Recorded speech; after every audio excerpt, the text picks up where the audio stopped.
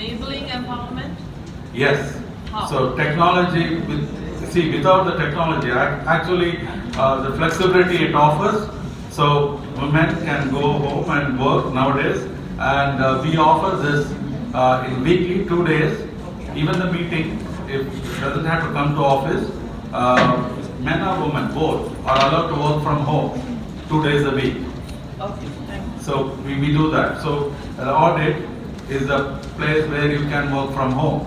I mean, what you need is the technology. You just connect to your server, you are on. That's it. Yeah? Thank you. Thank you so much. I'd like to touch upon the teleworking aspect of it.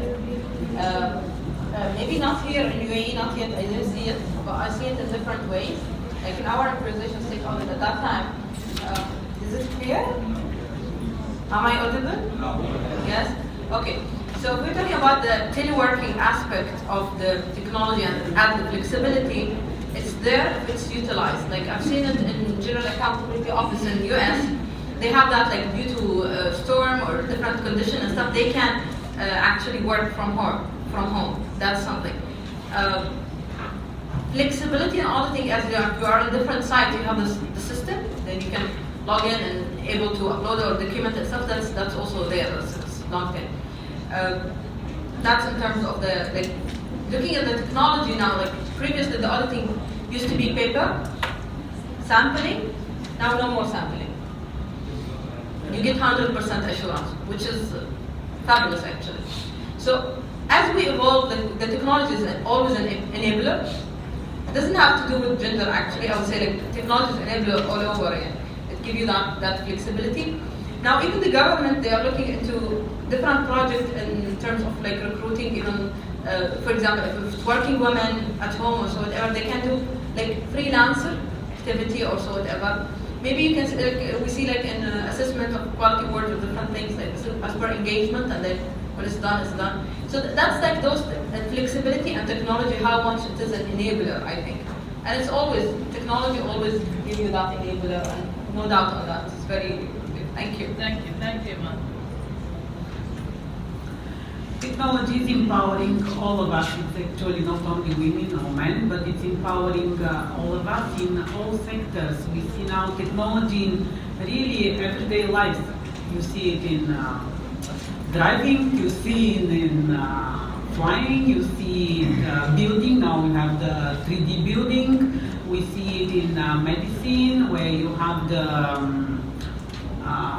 robots operating. You see it in the 3D printing of organs, so it's now in medicine that they were showing the 3D printing of kidneys already. So it is enabling us in every aspect of life. Thank you. I would like to start from saying thanks, for we are want to thank Professor Azzeddin and our academic delegation, Professor Tagada and his team from Japan, Taiwan, Ms. Shirley and Josie and Dr. Jackie and Professor George. Why? Because they mentioned during the conference about the editor, robot editor Amel. I don't remember who talked from our delegation here, but the question now, if the technology will bring in the end of the day the robot to do your job, do you think the same as you are thinking now, that it's helping and it's etc.? If we are in a normal life without robot, I believe it will minimize the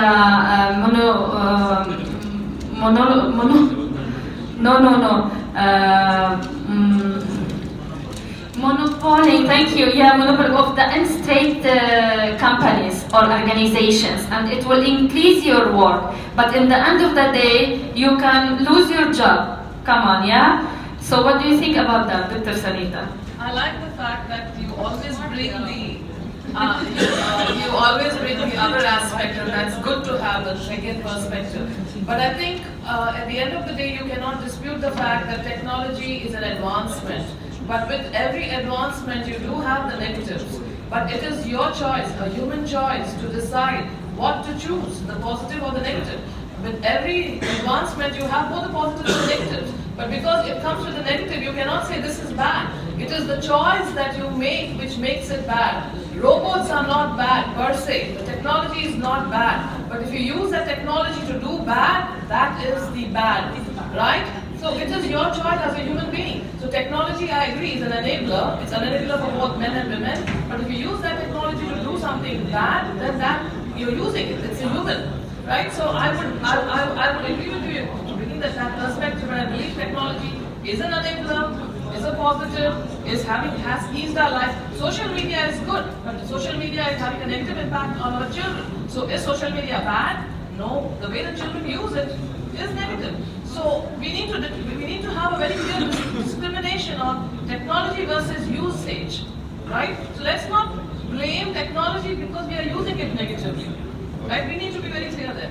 So I would like to now open this to the audience to ask questions, and if somebody can help me here. I'm supposed to open the discussion after each question usually. Now this is not This is the structure. It's not the way to run like this. Dialogue should be two parts, not one part. This is the panel discussion, Dr. Yeah, panel discussion. You want to open the discussion for the audience, you have to each person. No, sir, it's not done like this. Panel discussion is always open No, it's at not the like end. this. However, for me, in fact, I agree totally that the women are getting to details more than men. Therefore, we have internal audit unit here in the university, and we call it institutional effectiveness. And I just realized why the two women, Rita previously and now Sunitha, they are running this unit. I just realized why, because they are too digit. Okay, I will stand. By the way, that robot, I just would like to welcome my colleague from PwC. Hi, Antonio. Thank you. That robot that Sherry introduced yesterday was a boy, by the way.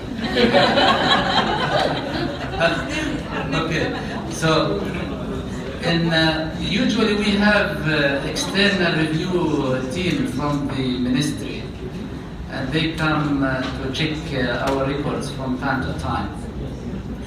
And if we call them ERT, however, if there were no women in the ERT, I would be so happy, because the task will be easy.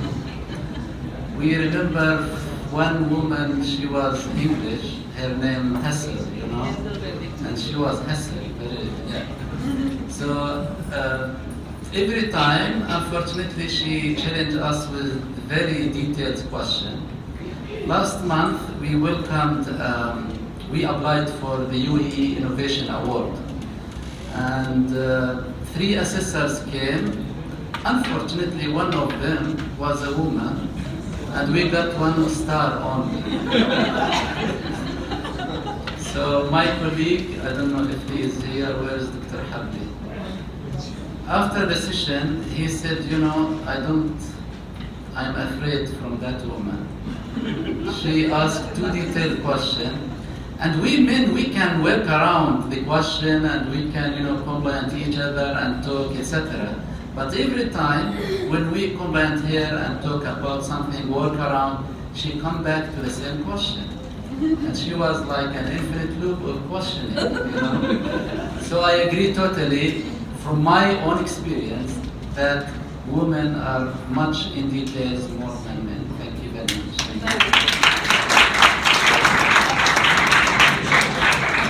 If you would like to ask any of the panelists any questions. Hello everybody.